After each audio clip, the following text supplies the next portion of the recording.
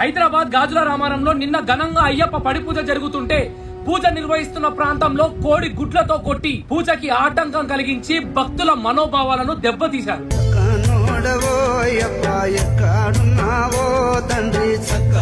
కొట్టిందెవరో ఇంకా తెలీదు. పోలీసులు గాలిస్తున్నారు. మతం పిచ్చితో ఇది చేశారా లేదా మనిషి అంటే పడక ఇది చేశారా, సౌండ్ పొల్యూషన్ అని చెప్పి పోలీసులకు ఫోన్ చేసి కంప్లైంట్ ఇచ్చారంట.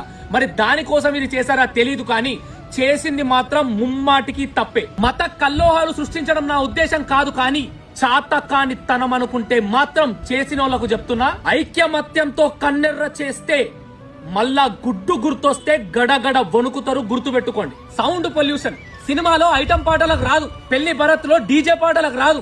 అప్పటికి సౌండ్ పొల్యూషన్ అని చెప్పి పోలీసు వాళ్ళు వస్తే సౌండ్ ను కూడా తగ్గించారంట.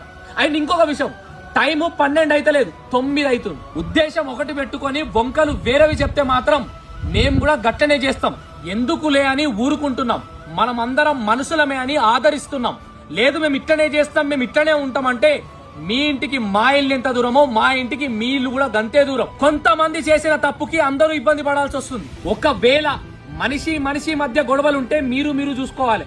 కోట్ల మంది దైవంగా భావించే దేవుళ్ల మీద కాదు.